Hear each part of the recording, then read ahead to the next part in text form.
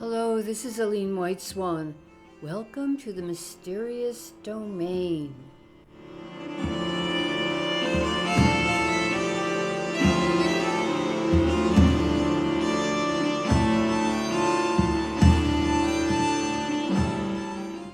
So we're just going to talk about some of the major arcana cards here, one after the next, and I'm going to tell you a few stories about my research on the cards and things like that.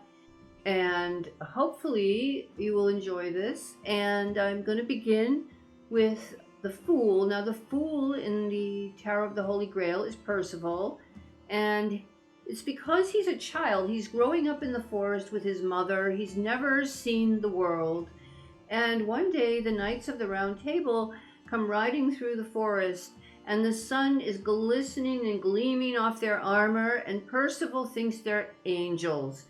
And he's seeing angels before him. He wants to join them. He wants to be one of them. And so this is what prompts him to finally leave his mother and leave the forest and go out on his quest to become a Knight of the Round Table. And of course begins the entire Grail quest. So this is the innocent, pure, undifferentiated soul looking for redemption, looking for enlightenment, looking to grow spiritually.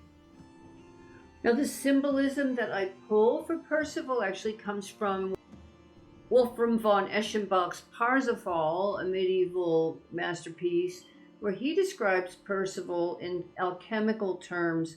For instance, the magpies, which actually in a way come to fetch him to go on this quest, are the black and white of good and evil, and then also the checkerboard bag, which we know from Freemasonry is also about the clash of good and evil, or the pattern of good and evil in the world. Like in Asia they have the yin and yang, right? Well, in Western tradition it's that checkerboard. And of course the dog is black and white, and so while the magpies are trying to lead him on, the dog is barking and saying, hey, you're going off a cliff, dude, right? Because the dog is of the earth and the birds are of the sky, and their reality is totally different. And Percival is caught in between, and he's wearing his purple tunic of royalty with the butterflies of spirit, and he's very young, and so he's still in that androgynous, undifferentiated state. So his purity is 100% complete, which is why the angel is praying for him in the sky above. The magpies. Now, if you think of the Fool as being on a spiritual journey through the major arcana, in this deck, it's a little different. This magician is not someone he meets on the road. The magician is perhaps the one who sent out the magpies to capture his spirit from behind the scenes. And he's a very ancient figure. It's King Solomon from the Old Testament, who was known as a great wise magician. And he was a magician, and he conjured all kinds of spirits, good ones, bad ones. He was really into it. And in this card, he sits enthroned on the Grail ship, the Grail ship that he built for the Queen of Sheba as a gift. On the ship is a bed surrounded by branches from the tree of the knowledge of good and evil brought from paradise by Adam and Eve. The bed is an altar of sex magic, as it mirrors the first marriage that gave birth to the first humans, Cain and Abel. So in a symbolic reenactment of the first marriage, here King Solomon sits in the center of a pentagram using a wand and cup to symbolize the union of masculine and feminine forces in the spiritual realm. And a lot of the Holy Grail mythos or legend has to do with procreative forces, because they are embattled in the wasteland. They're trying to restore the wasteland. So most of the symbolism has to do with fertility and procreation. And I do believe there's an Atlantean aspect to this, where these people went down with Atlantis, and the survivors went on to try to rebuild everything that they had really, in a lot of respects, destroyed by using dark magic. And to, having learned the error of their ways, created a system in a way to bring the planet, to bring the Garden of Eden back to life. Now, the wand is the spear of Longinus, which existed long before it was used to pierce Christ's side on the cross, while the cup is the grail in which Jesus' blood was captured from the wound in his side, which is interesting that it was under the ribs, which brings back Adam and Eve, as Eve was taken from Adam's rib, and the grail is a feminine symbol. There's all these really woven in deep kind of symbol systems, and these things existed before Christ's crucifixion because Christ is God, and Christ existed before his own existence, in a way you could say, on earth. Hanging behind King Solomon's throne is a tapestry depicting the Rose of Sharon, which is his name for the Queen of Sheba. At his feet is the sword of strange hangings that Percival would find when he takes King Solomon's ship to the Grail city of Saras. Thus, this magician sets the stage for the Grail quest. The Grail is sought as a way to bring life back to the wasteland, which is a euphemism for a world that fell into sin when Eve violated God's law and ate from the forbidden tree. So that's the traditional interpretation. The high priestess in this deck is, of course, the Lady of the Lake. She rises from the deep waters of the underworld, which lakes and springs and all these freshwater areas, and including the ocean, but in the freshwater realms, pools and these things are considered portals into the underworld of fairy. And the reason is, if you just think about it, they're like mirrors. They reflect what's above them, the light, the sky, the sun. But you don't know just on face value what's under there. And unless you go all the way down, which might be impossible unless you're a bog sacrifice, you don't know that there aren't palaces and just fairy cities underneath the waters.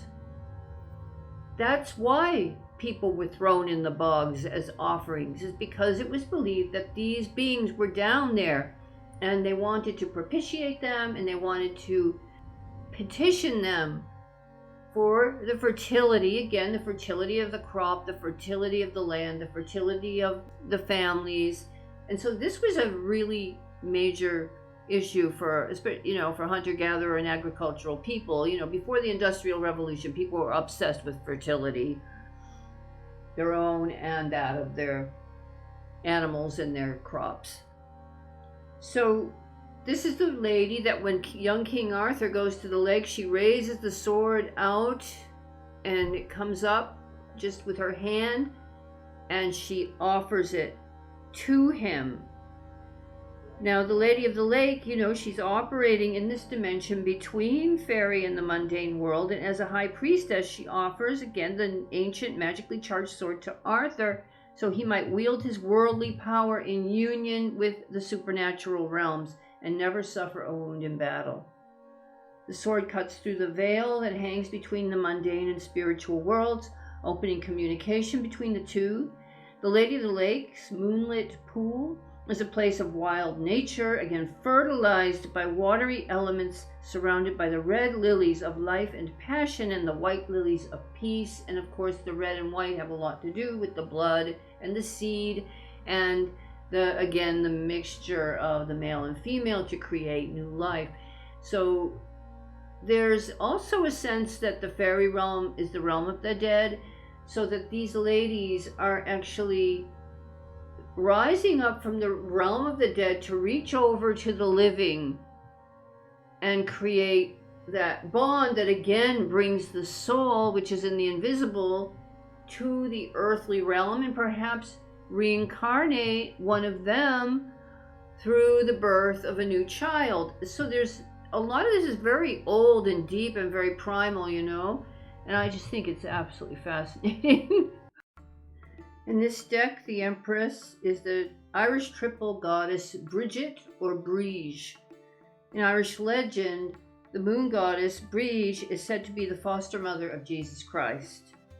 And Christianized as Saint Bridget, She now sits on the throne of the Great Mother above Chalice Well in Glastonbury, England, holding a grail of fire. So I went to Ireland, to Kildare. I went to her church there, and I got some holy water, and I really thought it was beautiful.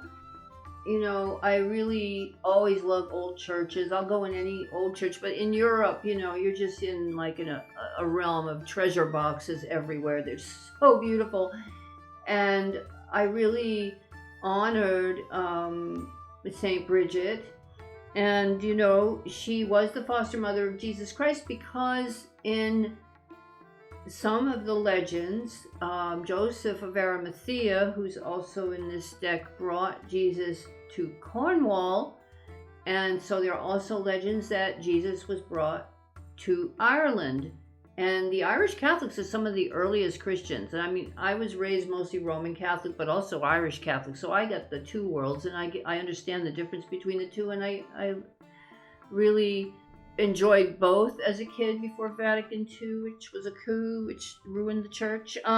Anyway, so she's the Great Mother, the Empress. She's the eternal mother, the archetypal mother. So she is, in essence, the Holy Grail.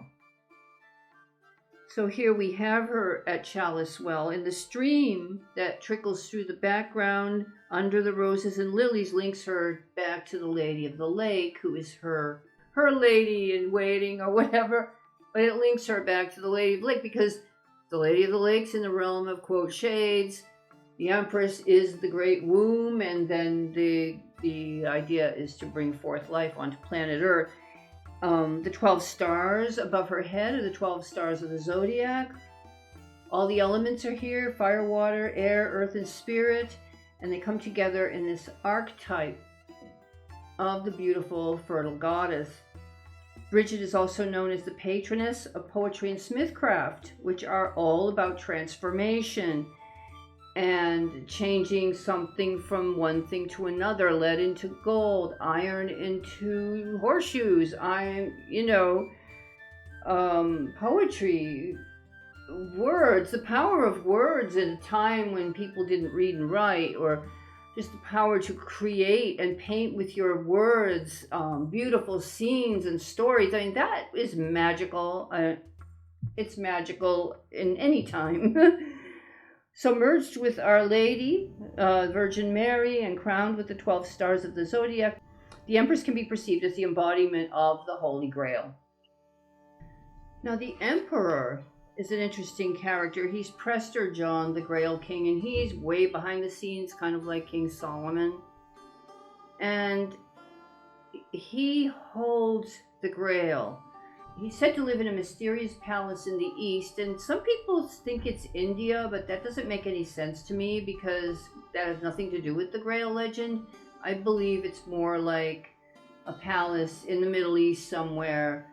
And they had them, and they had, deep Christian roots in the Middle East at this time, and that he has all these more Arabic accoutrements, or Roman, because it was the Roman Empire, but Arabic, Roman. And so that's just more congruent with the Grail legend. Prester John is most remote and mysterious. From his holy temple, he's assisted by unseen servants, and he holds and dispenses the powers of the Holy Grail. The peacock symbolizes the all-seeing eyes of God, suggesting that Prester John shares the ability to see all things.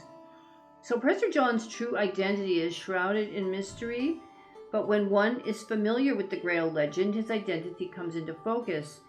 And one spin-off claims that Prester John is Melchizedek, founder of the alchemical mysteries of the Grail. So alchemy is definitely in the mix. And a lot of alchemy, came out of that Greco-Roman, North African world, the Mediterranean. A lot of alchemy came out of there, and that's where all of this takes place. The Hierophant is Joseph Arimathea. Joseph of Arimathea was the uncle of Jesus Christ, and it was in his tomb that Christ was buried after the crucifixion. As he prepared him for burial, Joseph collected the holy blood and water from Christ's body in 2 cruets. Soon after the resurrection, the Romans imprisoned Joseph on suspicion of conspiracy. Fortunately, he had the 2 cruets with him, and by their power was miraculously fed and kept alive for many months in his cell. When his sentence was over, he went to England and, guided by the Archangel Michael, built Glastonbury Abbey in honor of the Virgin Mary. There he shared the secrets and powers of the Holy Grail with the English people. On this card, Joseph of Arimathea sits before the ruins of Glastonbury Abbey. Beside him is the holy thorn tree that sprang from his staff when he touched ground on Weariall Hill in Somerset, England. And you know, I went there and I literally entered Glastonbury by climbing over the hill where Joseph had planted his staff, and I was right there with that thorn tree. And then I went into the town, and I went into Glastonbury Abbey, which of course is a magnificent ruin because Henry VIII tore it down. And I had a really beautiful time in Glastonbury. I'll never forget it as long as I live. And there's just so much Arthurian stuff there, and it really did infuse my work on the tarot deck quite a lot with the power of the land. Now our 6th card is the Lovers, and I think I'm going to end this video here, and then I will pick up on the others at a later date, just so the videos don't get too long.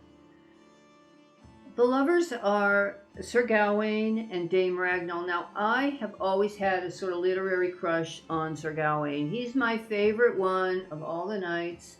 I don't know why, but there's something about Sir Gawain. I don't know what it is. I never met him personally, but in my spirit, I guess I resonate with Sir Gawain. So based on the story of Sir Gawain and Dame Ragnell, the Lovers card tells us it's time to choose in matters of love. So in the tale of Sir Gawain and Dame Ragnell, a hideously ugly woman comes into King Arthur's court and demands that Sir Gawain marry her. Well, maybe that was me in a past life, right? So, despite her ugliness, Sir Gawain steps up and agrees to the marriage. After the ceremony, Dame Ragnell transforms into a beautiful young lady. To repay him for his generosity, she tells Sir Gawain that she can be lovely by day and ugly by night, or ugly by day and beautiful by night. Seeing the pros and cons in either situation, Gawain cannot decide. So he tells her to do whatever she wants. Happy that he gave her power over her own being, Dame Ragnell says, "Then I will be beautiful all the time." And there's a lesson in that, you know, if you see the beauty in the person all the time, they will be beautiful all the time. But if you go nitpicking away and talking down on them and just looking at their shortcomings, then they will be, you know, beautiful and ugly and beautiful. And, you know, it's up to you what you get in your partner, big way. In this card, Dame Ragnell appears in her dual aspect, ugly and beautiful, beautiful and ugly. And this image is taken right out of Le Morte d'Arthur. I followed it to the letter of the witchy looking one. I followed, she had boar's teeth and all this stuff. Which again aligns her to the great goddess like Carriagewin and those sow goddesses, you know, or the boar that always, you know, kind of initiates these knights into another, you know, level of consciousness. So she's young and old, sweet and innocent, repulsive and wicked, all at the same time. Her reflection in the mirror, like waters of the well, reveals that this duality exists at all times, suggesting that the choice in love must be based on deeper considerations than youth and beauty. For the beautiful will show the ugly side, the ugly will show a beautiful side, the virgin will become the sexual woman, and the maiden will become the crone. It's all one package. Now Cupid rises up behind the holly hedge with its prickly leaves, and blood-red berries to release an arrow into the heart of Sir Gawain so that he will fall in love with Dame Ragnell. Gawain's terrified frog self, because if you want to find a handsome prince, you got to kiss a lot of frogs, right? So his terrified frog self plunges into the well to be lost in the depths of the mirror reality, sparked by fairy flames. If you see flames on water, that's fairy. And that's a lot of rituals where they put lighted little boats. They do this in Japan, I guess. They put a lighted little boat on the water. That's all fairy magic. That's powerful stuff. So I'm going to end this here. I hope you like that. Please let me know in the comments what you think of this format for the rest of these Major Arcana cards, or if you would like the deeper dive that I did with the Fool card for each of the Major Arcana. And if you would like that, I'm happy to do it. It will just be slow coming out, really, because that's a lot of work, but it's all very interesting stuff. So thank you. I'm so happy if you made it this far, and please like and subscribe and let YouTube know that you are interested in this material. Thank you. Bye-bye.